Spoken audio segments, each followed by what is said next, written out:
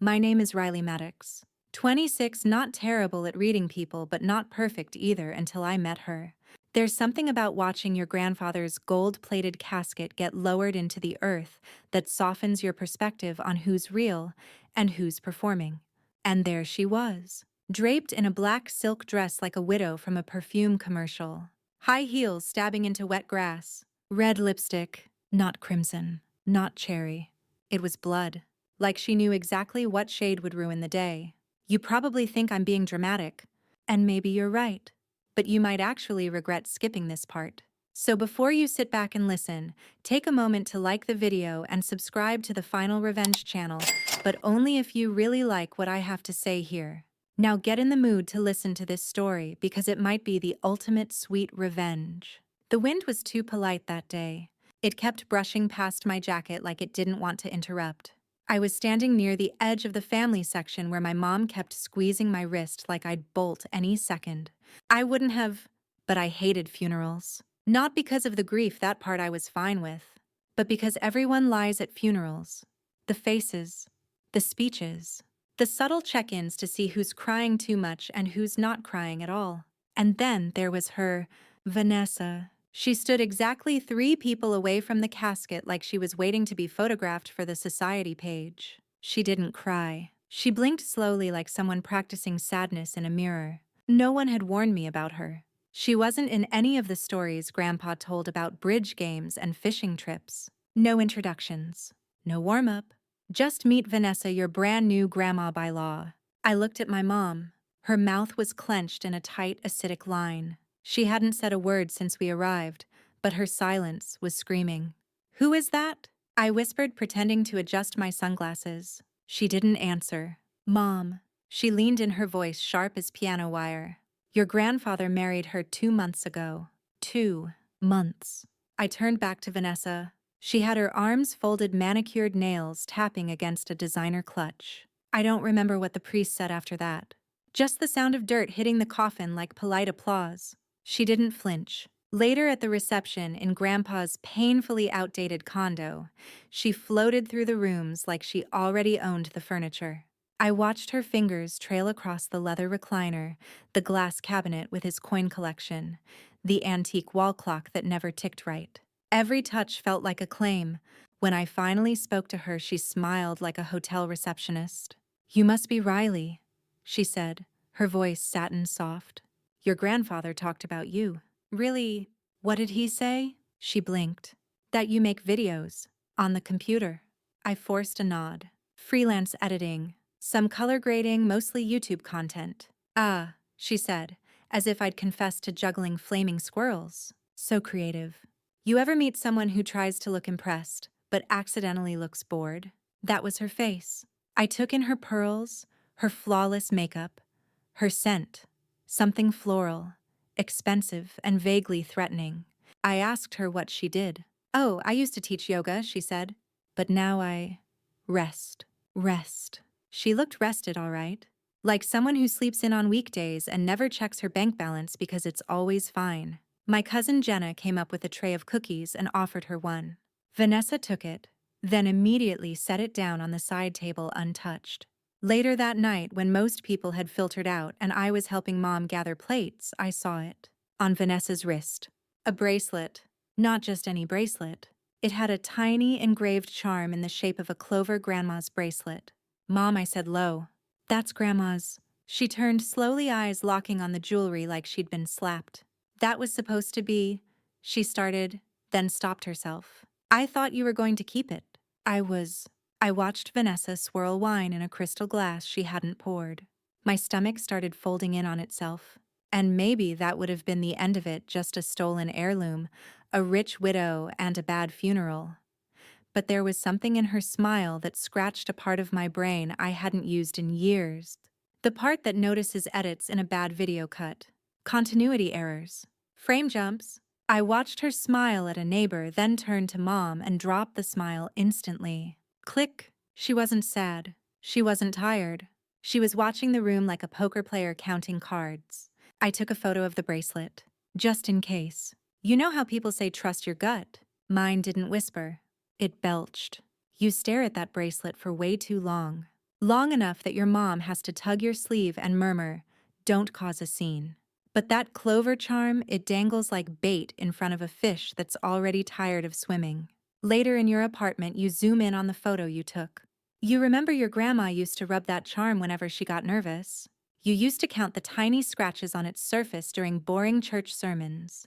It was one of the only things she wore every day. Now it was on Vanessa, and she didn't even flinch when you looked at it. She wore it like she'd bought it herself, like it had always belonged to her. You tell yourself, maybe Grandpa gave it to her. But that theory unravels pretty fast. Grandpa wasn't sentimental about things, he was obsessive. Every coin, every watch, every souvenir had a story and a designated box. There's no way he just handed over the one thing Grandma never took off. You check your messages. A week ago, your mom texted, "When I went through his closet, bracelet was missing. You sure you never saw it? Now you know where it went." You can't sleep that night. The sound of the refrigerator kicking on sounds like an accusation. You start Googling Vanessa's name, then her maiden name, which you find in a sympathy card, then all the combinations. You find nothing conclusive, just some yoga studio review pages, all glowing, all dated 3 years ago. 3 years ago, the year after Grandma died. Your coffee the next morning tastes like regret and curiosity. You sit across from Jenna at a cafe downtown, the kind with intentionally chipped mugs and baristas who look like they do improv at night. She took Grandma's bracelet, you say. Jenna stirs her drink with a straw that clearly wasn't meant for stirring. Are we really surprised? Grandpa married her after 2 months. She said she used to teach yoga. You say, watching her face. She said that to me too. But then I heard her on the phone. She mentioned something about a modeling gig, and her voice was different. All high and fake, like a 1-800 number. That freezes you, because you heard that voice too. Right before she saw you, her tone had been sharp-clipped, businesslike. The switch was fast, too fast, like someone flipping characters. You decide to go back to the condo, alone. Vanessa answers the door in silk loungewear and a glass of white wine in hand, like it's the set of a show you weren't invited to. "Riley," she says, her voice syrupy. "Back so soon." "I forgot something, you lie." She steps aside. "Of course. Come in. Do you want something to drink?" "No thanks." The place is cleaner than you remember, almost like someone scrubbed the grief right out of it. You move through the living room like a ghost. Then you spot it. The wooden jewelry box Grandpa had given your grandma on their 25th anniversary. Open. Empty. "I thought I left my charger here," you say, inching closer. "You sure it's not at your place?" she asks from behind you, too sweet. You nod. "I'll just check the bedroom if that's okay." She doesn't stop you. That's the first red flag. The second is that the bedroom doesn't smell like Grandpa anymore. No pipe tobacco. No aftershave. Just lavender candles and vanilla lotion. And there on the dresser is a framed photo. Vanessa and Grandpa at what looks like a casino buffet. He looks happy, but she's not looking at him. She's looking at the camera. Straight on, chin tilted, like she's modeling, "You open a drawer, not your charger, but receipts." All dated within the last 6 weeks. Furniture stores. Jewelry cleaning, one from a bank. A large withdrawal. Cash. You snap a photo, your heart's thudding louder now. Your breath's gone shallow. You grab a random cable to sell the lie and start backing out.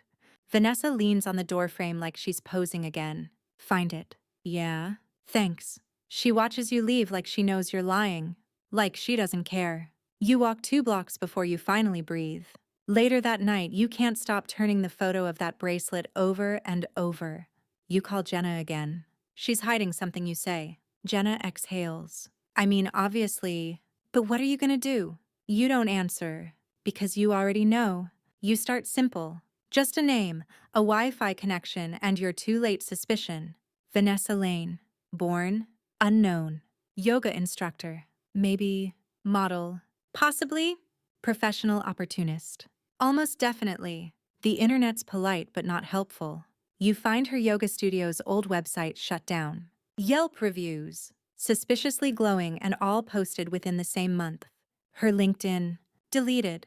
Facebook, pristine, too pristine, like someone power-washed her digital past. So you do what any self-respecting freelance editor with a caffeine addiction does. You start digging in darker corners, archives, obituary listings, court records, even local news articles, the kind nobody reads until someone ends up in a documentary.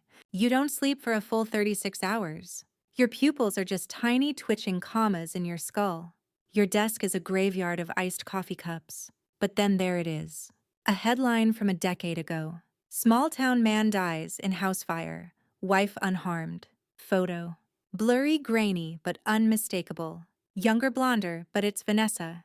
Different name. Veronica Lakewood. You read the article like it's a bad bedtime story. Husband number 1 dead in what police called a tragic accident. No charges filed. No follow-up stories. And another article, this one 2 years later. Local dentist drowns in backyard pool. New wife devastated. You already know her name before you click the photo. New name again. Valerie Langford. The pattern snaps into place like a bear trap. You sit back in your chair, jaw tight. If there's a bingo card for suspicious widow behavior she's winning, you don't even notice your hand clenching until the empty coffee cup crumples. And that's when you decide. You don't care about the bracelet anymore. You want the truth. You want it scorched into daylight. You want to peel off the glossy layers and see what's underneath. So you message someone you haven't talked to in a year. Nate. Old college roommate now working as a PI in training with a moral compass that mostly points sideways. You type, need help tracking someone. Might be dangerous. Also might be crazy. Payment, yum beer and gossip. He replies in 3 minutes. Send name. I'm intrigued. Is she hot? You send him 3 aliases and 2 blurry photos. The next afternoon, you meet Nate at a dive bar that smells like old vinyl and spilled tequila. He's already halfway through a plate of wings and exactly 0% more mature than when you last saw him. I ran the names through a few backdoor databases, he says, between chews. She's changed her identity at least 4 times in the last 15 years. Always a similar story. Short marriage, big insurance, payout. Then poof, any charges? Nope. She's slippery. Never officially a suspect. Always the grieving wife.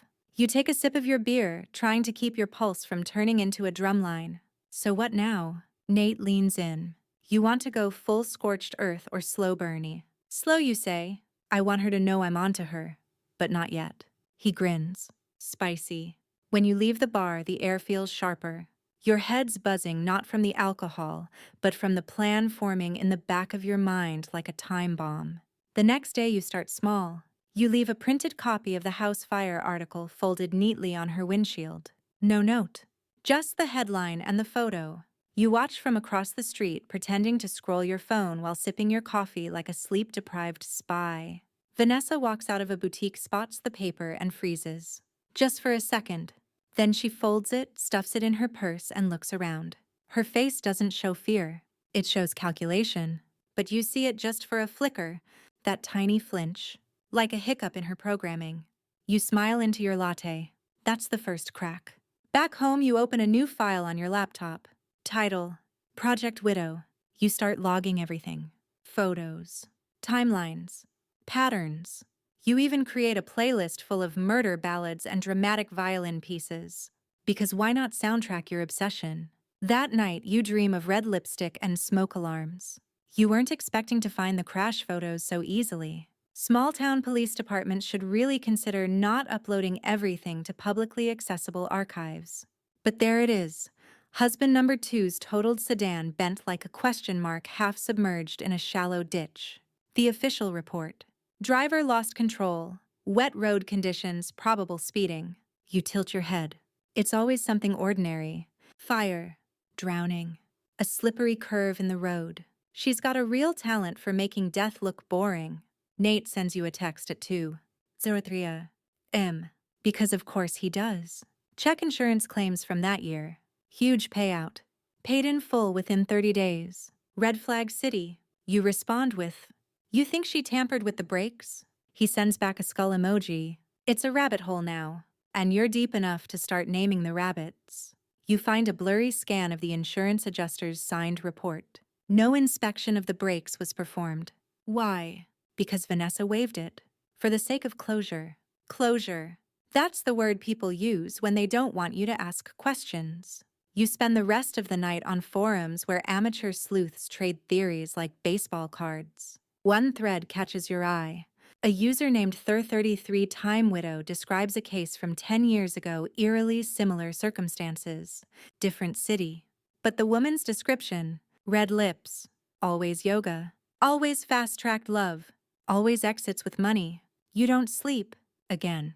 The next morning, you dig into the case, harder hands shaking as you balance your laptop on your knees and pour instant coffee like it's jet fuel. You start to see it all more clearly now, not just a gold digger, not just a manipulator. She's a collector. Each husband another trophy, each death another chapter in her invisible autobiography. You print everything: the accident, the house fire, the police reports. You stack it in a manila folder labeled "Do Not Open Unless You're Ready to Get Mad." You plan to show your mom, but when you stop by her house, she's not alone. Vanessa is there, sitting in your late grandfather's favorite chair sipping tea, like she's always belonged there. She waves at you with the grace of a queen hosting her least favorite relative. "Riley," she says like nothing happened. "How lovely to see you." Your mom is stiff arms folded. You catch her eyes for a second. She looks tired, worn out by whatever diplomacy she's trying to maintain. "I didn't know you were visiting," you say flatly, clutching your bag a little too tightly. "I was just dropping off some paperwork," Vanessa says, smiling over her tea. Your grandfather left a few things in transition. Loose ends. That smile again. It's not smug, it's worse. It's anticipatory. Like she knows you're about to do something stupid. So you do? You reach into your bag, pull out the folder, and set it gently on the table like it's a grenade. She looks down at it. Doesn't open it. Accidents. You say fires, drownings, car crashes. Your mom's mouth drops open somewhere between horror and relief. Vanessa sips her tea. "My goodness," she murmurs. "Is this an investigation? Let's call it curiosity." She places her cup down with surgical precision. Her hands don't shake. "You should be very careful, Riley. You're starting to sound a lot like someone who watches too many true crime podcasts." Listens, you snap. "You listen to podcasts?" She chuckles softly. "Of course." There's a silence, heavy and electric. Then she stands. "I'll let you two talk," she says sweetly. "I know grief does strange things to people." She walks out, leaving behind a scent that's part vanilla, part threat. Your mom turns to you, her voice hushed. "What are you doing?" "Saving you," you say. "And probably myself." She opens the folder and starts reading. She doesn't finish her tea. You weren't expecting the lawyer to be nervous. Polished, maybe. Dismissive, probably. But not this twitchy, throat-clearing, eye-darting mess of a man named Alan Whitmore. You and your mom are sitting in his sterile office surrounded by abstract art and the faint smell of old printer ink. You ask to go over Grandpa's estate one more time. Specifically the will. Specifically the part that handed everything over to Vanessa. I'm not sure what you're hoping to find," he says, adjusting his glasses for the third time in as many minutes. "We're just double-checking some things," you say, smiling like it's a casual Sunday. Grandpa was so meticulous, you know. It feels weird that he didn't leave anything to his daughter, or me, or his church, or literally anyone but the woman he met over a cheesecake sample at Costco. That lands. You see Alan flinch. "I assure you," he says, voice thinner now, "everything was done according to the law." "Of course," you reply. "But laws sometimes get misplaced, or ignored, or faked." Your mom clears her throat. She's less aggressive, more wounded. "Alan, I just want to know if this was really what he wanted." Alan fumbles with a manila envelope. I have a copy of the will. Would you like to review it?" "I'd like to see the original," you say. He pauses. And in that pause, you see it. Guilt. Or fear. Maybe both. "I'll have to check if it's in our offsite storage." You lean forward. "Alan, did Vanessa change something?" He doesn't answer. Instead, he opens a drawer, pulls out a folder, and slides it across the table. "There was an earlier draft. Before the marriage. I wasn't supposed to show it. But things feel wrong now." Inside. A very different will. Grandpa's house. To your mom. His coin collection. You. The retirement savings. Split. Vanessa. Not even a footnote. Your hands go cold. Why wasn't this filed? Alan looks like a man being slowly lowered into boiling water. He never signed the amended version. Said he wanted to wait until after the honeymoon. You look at your mom. Her lips are tight white. He never got the chance. Vanessa married him, and within 6 weeks he was dead. Alan exhales. There's something else. There was a codicil. You blink. Oh, what now? A legal addendum. He left a voice memo about it. I transcribed it, but it disappeared after the final draft was submitted. Disappeared. Vanished from the files. And he swallows. I don't have a backup. You stare at him. Do you think she deleted it? He doesn't say yes, but he doesn't say no either. Back in the parking lot, your mom gets into the car without saying a word. She's gripping the steering wheel like it's her last lifeline. He was going to cut her out. You say softly. Your mom nods once. You slide the original draft into your bag, heart pounding like it's late for something. That night, you play the scenario over and over in your head. Grandpa getting suspicious, drafting a new will, recording a message, Vanessa finding out, and then the heart attack. Or so they said. You look over the death certificate again. Cardiac arrest. Natural causes. You remember Grandpa had been in decent health, walked every morning, took vitamins, laughed easily. Until he didn't. Nate calls. I ran background on the lawyer. Clean. Scared but clean. Want me to dig into Grandpa's cause of death? Yes, you say without hesitation. And Vanessa, let her think we're backing off. He chuckles. Spicy again. You hang up. Go to your kitchen. Open a drawer. There's a bottle of Grandpa's favorite scotch. You never opened it. It was supposed to be shared. A toast to something. You pour one shot. Just one. To unfinished business, you whisper. And down it goes. The widow's party is not technically a party. It's a celebration of life hosted exactly 49 days after Grandpa's funeral. A number chosen, she says, for spiritual reasons. You suspect it's because 7 weeks is just enough time for the shock to wear off, but not quite enough for anyone to start asking real questions. You RSVP as reluctant +1 and show up wearing a blazer that smells like dust and resentment. Your mom won't come, she says. She can't stomach it. Jenna, on the other hand, texts you from the driveway. If she serves champagne, I'm screaming. You walk in and are immediately assaulted by soft jazz and expensive cologne. Vanessa floats across the room in black chiffon like a ghost who got sponsored by Chanel. She greets everyone by name, smiles like she's been practicing in the mirror. You grab a drink and stand near the photo table. Grandpa's smiling in every picture. Vanessa is too. You wonder how long she's been planning this. Then someone taps a spoon to a glass and calls for attention. Vanessa steps up with a flute of champagne in her hand and a perfectly timed tear in the corner of her eye. I want to thank you all, she begins, voice trembling just enough to seem human. Harold was the love of my life. He brought joy to every morning. Except Mondays, she adds with a soft laugh. The crowd chuckles. You do not.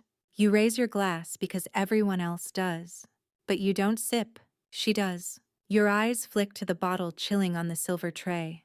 A brand you recognize. Grandpa's favorite. Except, it's not. It's close. But the label is different.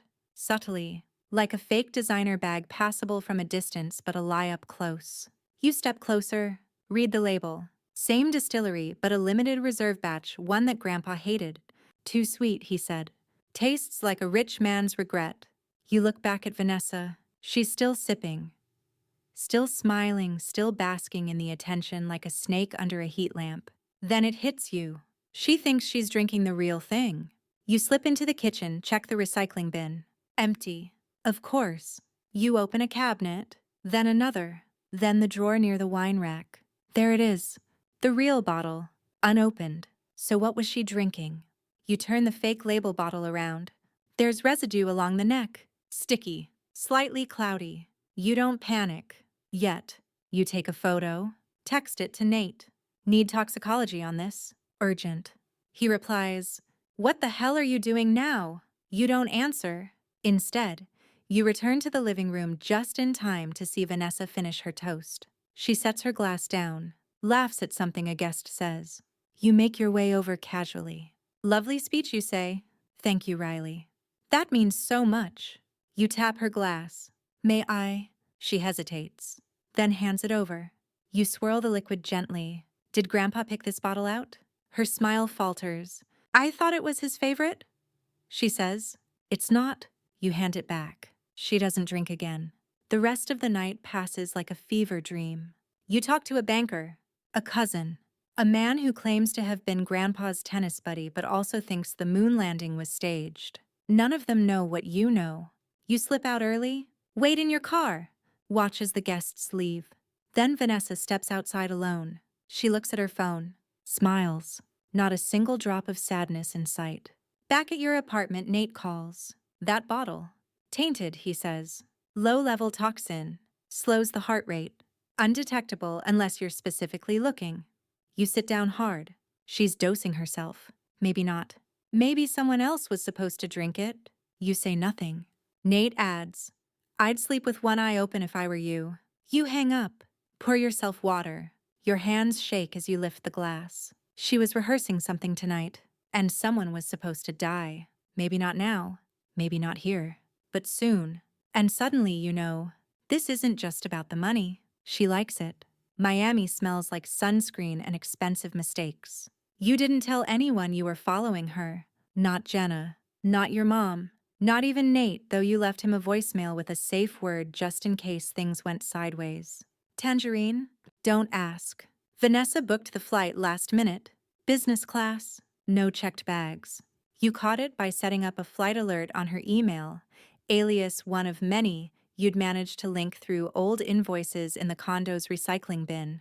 Yes, you're that deep now. Yes, you have a spreadsheet. You sit 2 rows behind her on the plain sunglasses on hoodie up, pretending to be allergic to conversation. She orders white wine and reads a book with no title on the spine. You watch her fingers flip pages like they're made of glass. In Miami, she checks into a beachfront hotel that costs more per night than your rent. You wait until she disappears into the spa before asking the front desk nicely, and with the full charm of someone who hasn't slept in 3 days, whether they've seen a Mrs. laying around. The clerk smiles. Oh yes, she just accessed her safety deposit box. Boom! The hotel has old-school charm. Gold key cards, velvet ropes, and apparently a vault downstairs. For high-value guests, you pretend to care about room upgrades and casually drop a line about your fiancé's deposit box needing a check-in. No problem, says the concierge. What's the box number? And there it is. Your dead end. So you pivot, hang back, wait. 2 hours later, Vanessa strolls out of the spa with damp hair and an air of immortality. You tail her like a broke Bond villain, notebook in pocket phone camera. Ready? She walks to a nearby outdoor cafe, sits at the corner table, and pulls out a small envelope. You watch her open it with surgical precision. Inside is a photograph. She stares at it for a long time, then tears it in half, and sets it on fire using the candle on the table. You nearly choke on your cold brew. The waiter doesn't even blink. You wait until she leaves. Walk up, slip the remaining ashes into a napkin, like it's normal behavior. Jenna would have screamed. Back in your room, you scan what little is left of the photo edges. Half a face. Mela. Older. The background has palm trees and what looks like a yacht. You reverse image search until your browser crashes. Then Nate calls. Why are you in Miami? You sigh. Why are you tracking my location? Because I'm the only person who'll drag your body out of a canal if this goes wrong. Touché. He's quiet a moment. What's she doing? Hiding something. Duh. No, I mean really hiding something. There's a pattern, you explain. Every time she moves, she accesses a safe deposit box. It's not random, it's ritual. Like she's leaving behind breadcrumbs. Or collecting souvenirs. Nate hums. Like a serial killer, but make it couture. Exactly. You spend the next day parked across from the hotel entrance, watching with binoculars you bought from a tourist stand. They're pink and say Miami Vice. You hate them. Vanessa doesn't leave the hotel, not once, which means something's happening inside. At sunset, she walks to the beach. You follow, keeping your distance. She stands at the edge of the water in a black dress, hair loose, arms crossed. like she's waiting for the ocean to confess something. Then out of nowhere she speaks. I know you're following me. You freeze, half crouched behind a lifeguard stand holding a half-eaten empanada. She doesn't turn around. I could feel it on the plane. Your stare. Like static. You step into the open shoes crunching on the sand. She looks over her shoulder. Riley. How'd you know? Your cologne smells like old libraries and guilt. You don't speak. You just stare. She turns fully. Her face is lit by the last rays of the sun. She doesn't look angry. She looks satisfied. I'm flattered, she says. Most people run away from danger. You walked right into it. You step closer. What was in the envelope? Curious, she says, tilting her head. Are you trying to catch me? Or become me? That throws you. She smiles. You'd be surprised how thin the line is. She walks past you, her perfume slicing the air like a blade. You don't follow this time. Not yet. She's on YouTube now. That's the first thing Jenna says when she bursts into your apartment like she's been holding in the secret for hours. You're still in pajama pants and a sleep schedule that doesn't legally qualify as human nursing, your fourth coffee of the day, when she slaps her phone down on the table. You watch the screen squinting. Thumbnail. Healing after Harold. My journey through grief. Channel name. Vanessa Speaks. Description. Widowed too soon but still choosing peace. Join me. You blink. Once. Twice. Then press play. Vanessa sits in front of a soft focus background candlelit and immaculate like a Pinterest board with unresolved trauma. She's wearing muted colors, minimal makeup just enough to look sincere. Her voice is soft, trembly, practiced. He always made me laugh, she says, eyes watering on cue. Even when the pain was unbearable, he'd find a way to lift me up. You pause it. She's rewriting the narrative, you say, throat dry. Jenna sits down wide-eyed. She talks about his long illness, about how he made peace with things. She's got a donation link for grief support. And get this, sponsors. You hit play again. There she is, crying tastefully about love and loss, then cutting to a promo for essential oils and biodegradable tissue boxes. She's monetizing Grandpa's death.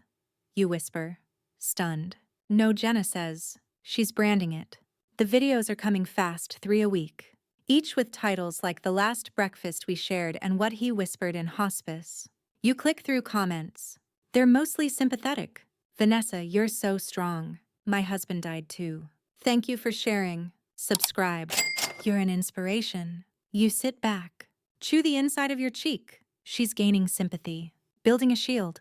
Jenna nods. And when the truth comes out, they won't believe it. They'll think you're the crazy one attacking a grieving widow. You grab your laptop, pull up her videos, start analyzing the frame setups, lighting cues, editing patterns. Her cuts are subtle, but they're hiding things, cropping out photos, changing dates, looping music to add emotional weight.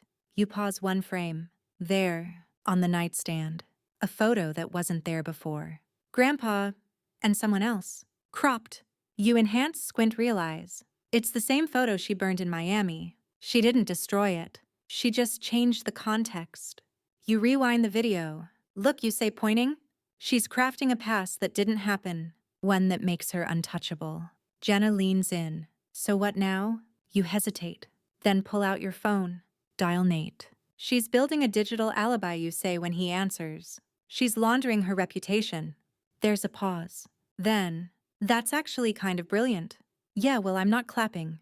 You spend the next 2 days cataloging every inconsistency, dates that don't line up, locations she claims to have visited with Grandpa that he never mentioned, a speech she says he gave at their wedding which you find word for word in a Nicholas Sparks movie. Then you do something stupid. You comment. On the latest video you type, "Funny how Harold never told his family about you." Your comment vanishes within 10 minutes. She's filtering them, deleting dissent. You post again. Different phrasing, different account. Gone. So you create a video of your own. Anonymous. Just screenshots and facts. No voice. No face. Just the title. The Truth About Vanessa Lane. You post it. Watch the views climb. Then the takedown notice arrives. Copyright infringement. She's fighting back. You get an email. No subject. No sender. Just one sentence. You're not the first to try. Your spine goes cold. Jenna reads it over your shoulder. What does that mean? You don't answer. Because suddenly you're wondering, who was the first?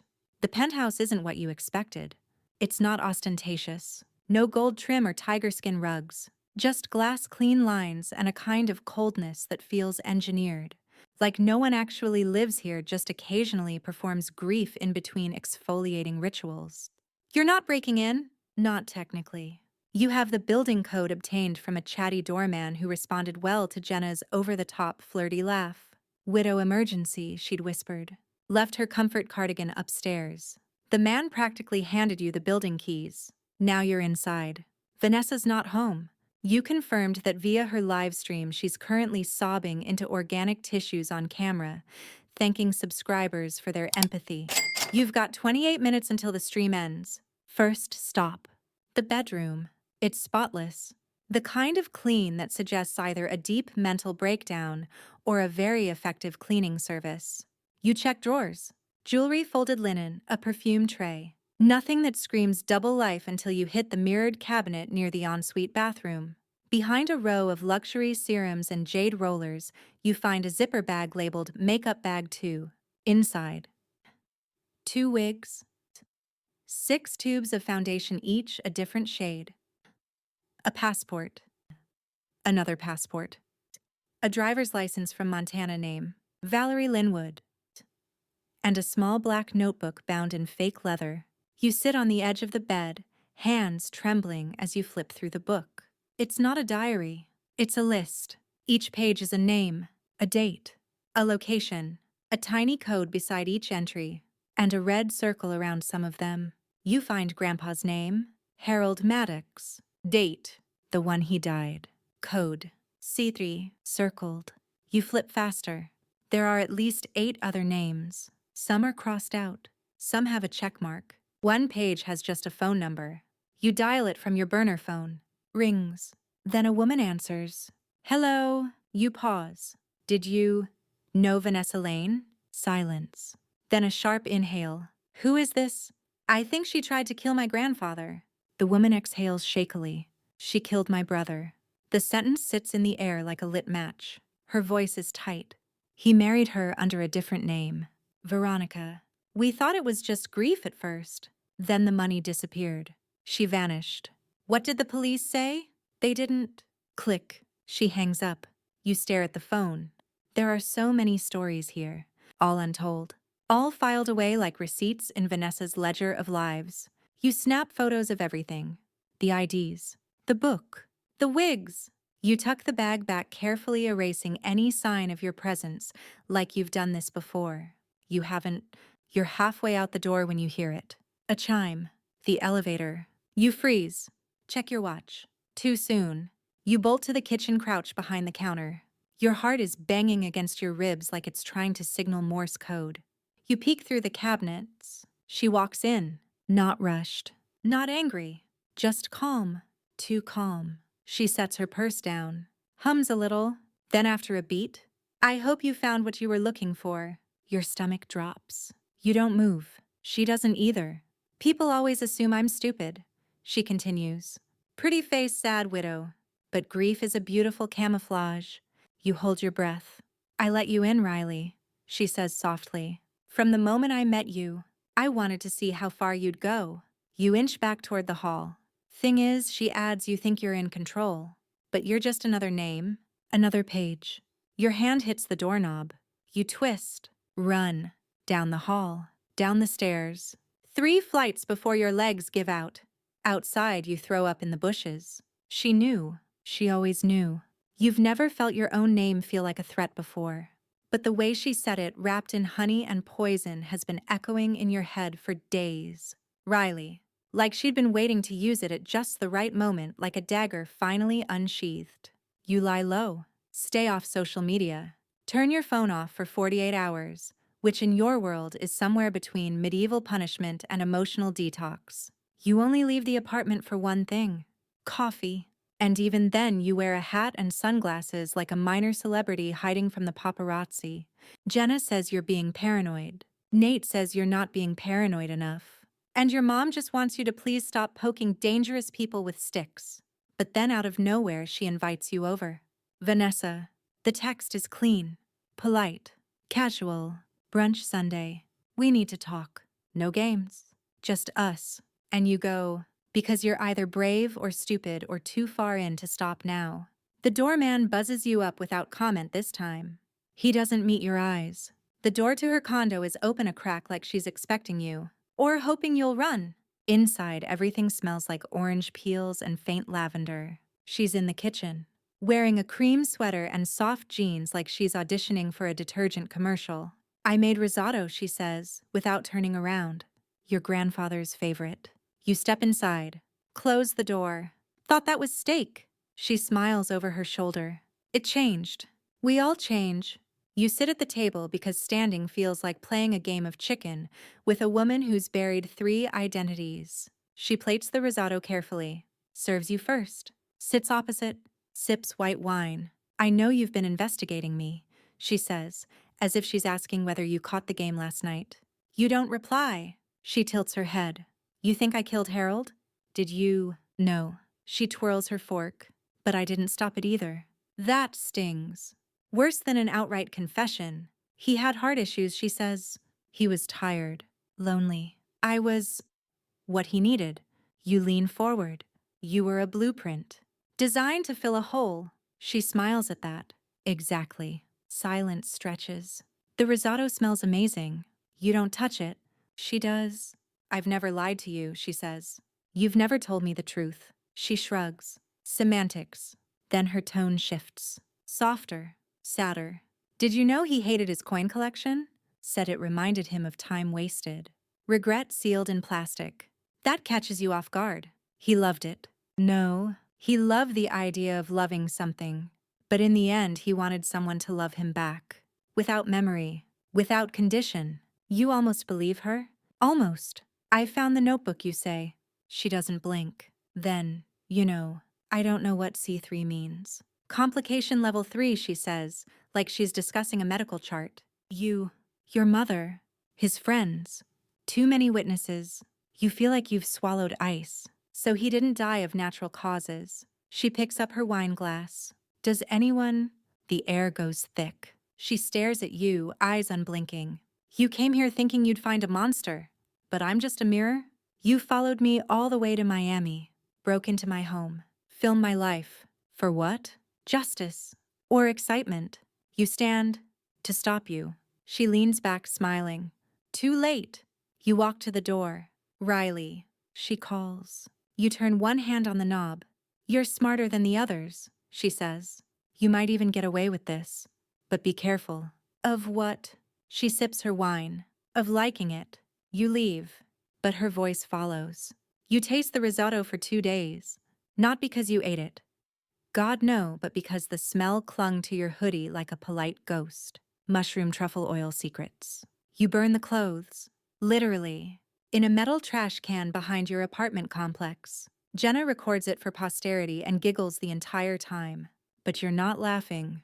Because something shifted during that dinner. You felt it. You didn't confront her. She confessed. Openly. Calmly. Like someone reading a bedtime story to a child who already knows how it ends. And worst of all, you felt a sliver of respect. Nate tells you that's dangerous. This is how cult leaders happen, he says. Charisma poisons logic. You want to argue, but instead you tell him about C3. He whistles. She has a whole system. Like a contractor estimating kitchen remodels. She calculates grief, you say. She sells it, he replies.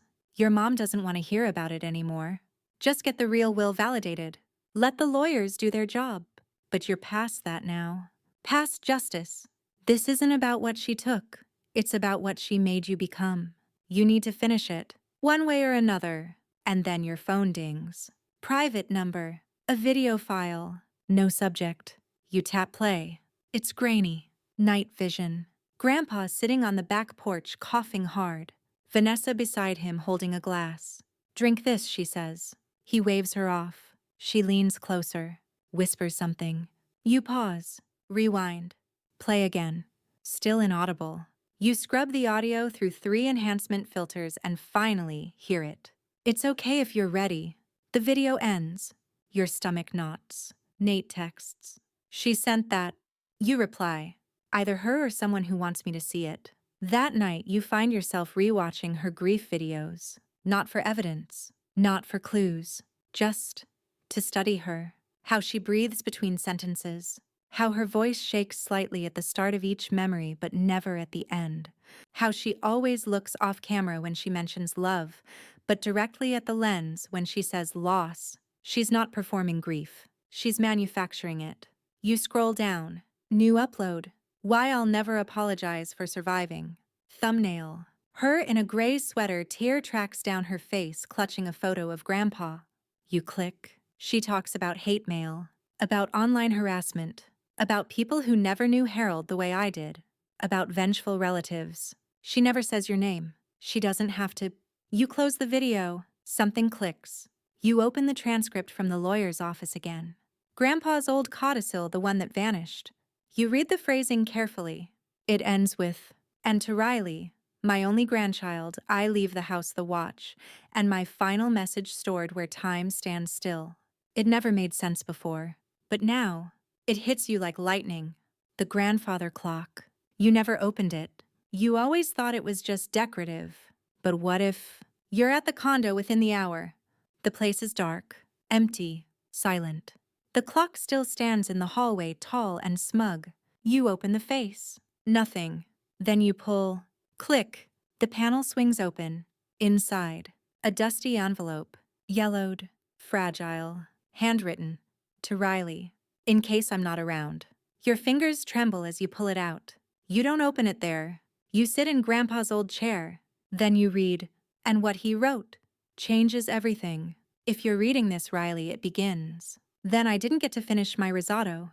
Classic Grandpa. Even in death, a punchline. But what follows isn't funny. Not even close.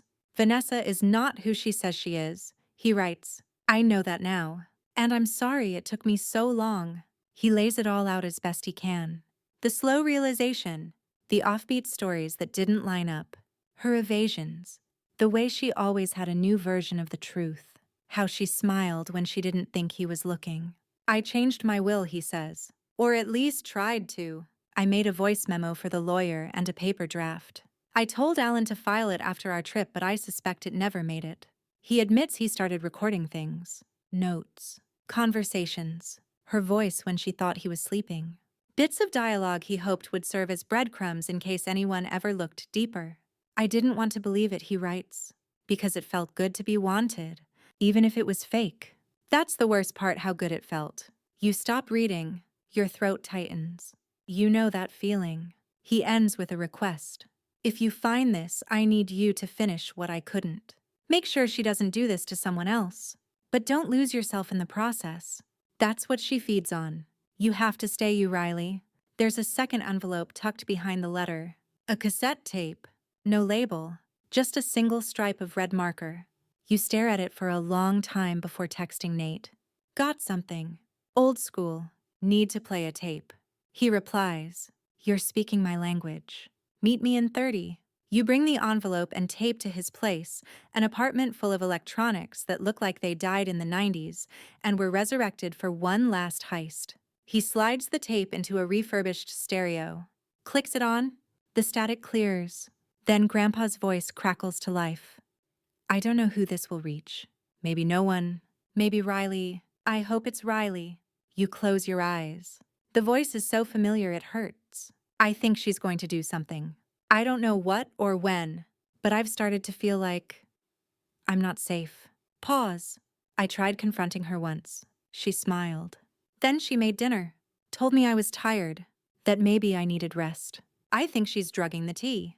You open your eyes? The room feels smaller now. She's clever, Grandpa continues. Too clever. She knows how to make people doubt themselves. And if you're listening to this, she's already won something. Another pause. Then, but maybe not everything. If there's a way to stop her, do it. Just don't become her. Don't make this your identity. She's not worth that. Click. The tape ends. Nate exhales slowly. Well, that's damning. You nod. Your hands are fists in your lap. She's not going to stop, you whisper. Then we don't stop either, he replies. You leave with the tape, the letter, and a plan that finally feels like it might work. Vanessa doesn't know you found the recording. She doesn't know you have Grandpa's voice. You're not going to upload it. Not yet. You're going to show it to someone who can really do something. But first you need a copy. You slide the cassette into your editing setup at home rig, up a capture cable, and hit record. As Grandpa's voice plays through your headphones, you whisper to yourself, "Okay, old man, let's finish this together." You don't sleep that night. Not out of fear. Not even adrenaline. It's something else. Something you haven't felt since this whole thing started. Purpose. You digitize the tape. Label the file. Final voice. Back it up to 2 hard drives and 3 cloud accounts. You upload a private copy to a storage site with a timed release trigger set to go public if you don't check in every 48 hours. Then you print Grandpa's letter. You read it again. And again. You call Jenna. Ask her to meet you in the morning. You say it's important. What's this about? She asks, groggy. Justice, you say, and maybe a little vengeance. The sweet kind. She shows up with croissants and wide eyes. You show her everything. The letter, the tape, the recording. She cries. Then she says, "So what's next?" You take her to the condo, not Vanessa's. Grandpa's. The place has been empty since the estate stuff started. Unsettled. Half frozen in time. The fridge still has condiments. The coffee mug by the sink still has a faded ring. You stand in front of the grandfather clock, the one where you found the letter. You run your fingers along the edge, tap the sides. Something's still off. Then you remember what Grandpa used to say. Nothing good hides in plain sight except secrets. You open the bottom compartment. Where the pendulum used to be, there's a tiny velvet pouch taped inside. Inside, a flash drive. You plug it into your laptop. There's only one file. The real will. PDF. It's dated 3 days before his death. Signed. Witnessed. Stamped. You cross-reference it with the earlier draft. It's identical in tone language. Everything except this one is final. Executable. Legal. And Vanessa isn't in it. Not one word. You blink at the screen, then check the metadata. It's been untouched since it was created. She never found it. You print it. 3 copies. Jenna whistles. You're going to bury her. No, you say, I'm going to exhume the truth. You call Alan, the twitchy lawyer. Schedule an urgent meeting. When you arrive at his office, he's already sweating. I found the real will, you say, calmly sliding the flash drive across the desk. He plugs it in, reads. His hands shake. This is signed. Notarized. She told me he never. She lied. Alan looks up. Do you want me to file it? You nod once. Immediately. And I want a cease and desist sent to her channel. She's profiting off someone she erased. He exhales hard. This will change everything. Good. That evening you walk to the boardwalk where Grandpa used to feed seagulls and complain about retirement. You sit on the same bench. Pull out your phone. Open Vanessa's latest video. A widow's healing. Finding light after darkness. You watch her lie to 1,000 strangers. Then, without hesitation, you upload Grandpa's letter and the recording to a secure drive. Then send the link to every local journalist on your list. Then you text her. Just a link and a single sentence. Time's up. You expected chaos. You got silence. Not even a reply. No threats. No teary livestream. No rage-fueled voice message dripping with faux innocence. Just quiet. Too quiet. The kind that makes you nervous in your own apartment. Makes you check the locks twice. Makes you pull open the curtains and stare into the street, like you're waiting for someone to materialize. Jenna stays over. She insists. She brings snacks and her pepper spray. Nate drops by too, pacing the living room like a cat sniffing for smoke. You sure she's not planning something? Jenna asks. You nod, but you're not sure. Until the next morning. A text. Private number again. One last talk. No lies. No tricks. My balcony. Sunset. You reread it 5 times. Nate reads it once and says, absolutely not. Jenna grabs her keys. I'm going with you. You say no. Because if this ends tonight, it has to be you alone. So at sunset you go. The penthouse glows with golden light when you step in. Vanessa is already waiting on the balcony, barefoot, glass of red wine in one hand, the city stretched out behind her like a painting she's pretending not to enjoy. You stop in the doorway. Nice view, you say. She doesn't turn. Depends who's watching. You walk closer. She finally looks at you. Something in her face has changed. The mask is still there, but it's cracking at the edges, fatigue maybe. Or acceptance. I read the letter, she says. And the will. She nods. He really did try. You step out beside her. The wind is warm, but her tone is cold. He was different, she says. Your grandfather. Kind. Naive. Too smart to fall for me, but too lonely not to. You don't speak. She sips her wine. I never meant to kill him, she says. Not directly. I just stopped pretending to care whether he lived.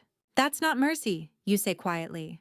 That's murder with manners. She almost laughs. You've ruined me, she says. No, you reply. You did that. She turns fully now. What do you want, Riley? Justice. Apology. The headline. I want you to stop. She tilts her head. You're shaking. You look at your hands. You are? Because I don't know if you'll jump or push. You admit. She smiles faintly. Maybe both.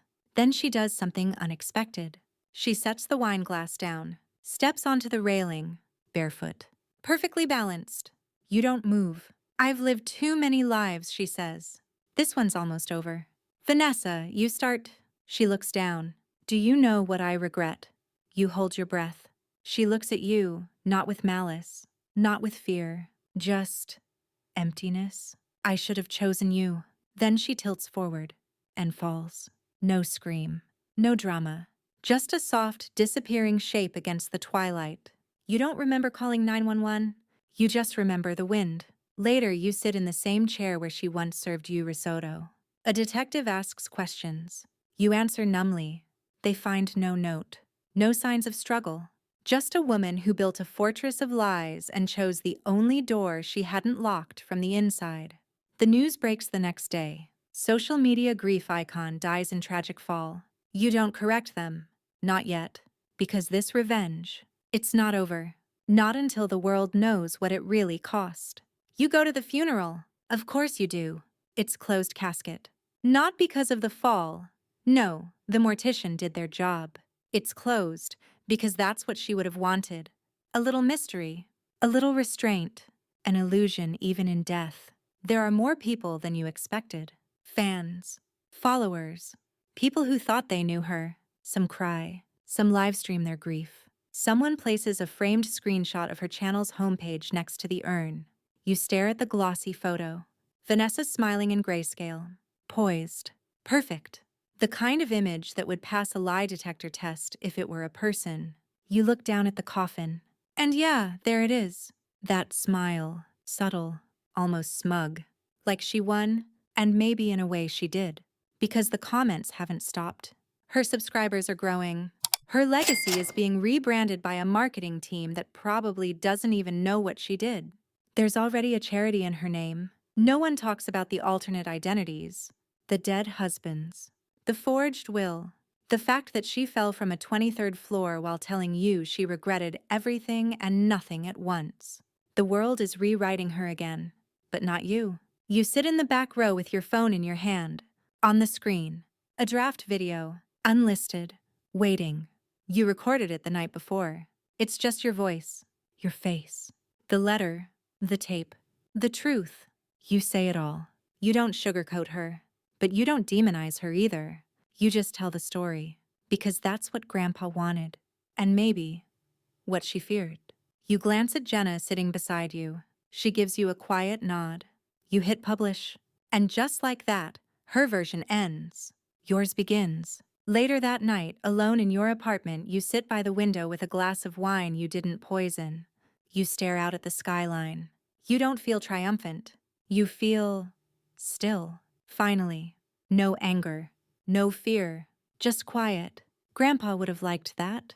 You press play on an old cassette you've been holding on to, the one with nothing but him humming while he walked through the garden. And as his voice fills the room one last time, you whisper, "Thanks for trusting me." The screen fades to black. The truth is, revenge doesn't always taste sweet. Sometimes it's just Necessary. Like rinsing poison out of your mouth so you can taste food again. She didn't leave with screams or scandal. Just a whisper and a window. But her story wasn't hers to keep. It never was. Because people like Vanessa survive on silence. On other people's polite discomfort. On never asking too many questions. But I asked. I stayed. I didn't let go when it got uncomfortable. When it got weird. When it got dangerous. That wasn't bravery. That was love. For Grandpa. For what was right. And yeah, part of it was spite. Because sometimes the only way to close a chapter is to read the ending aloud so everyone hears it even if they don't like how it sounds. I still think about her. I still wonder which version of herself she believed in the most. I wonder if at the very end she knew the lies wouldn't hold. But I don't wonder who I am anymore. I'm Riley Maddox, grandchild of a man who saw through smoke and mirrors in the end. Storyteller, editor, witness. And now, I'm done. So thanks for sitting through this story, for listening, and if you liked it well, you know what to do.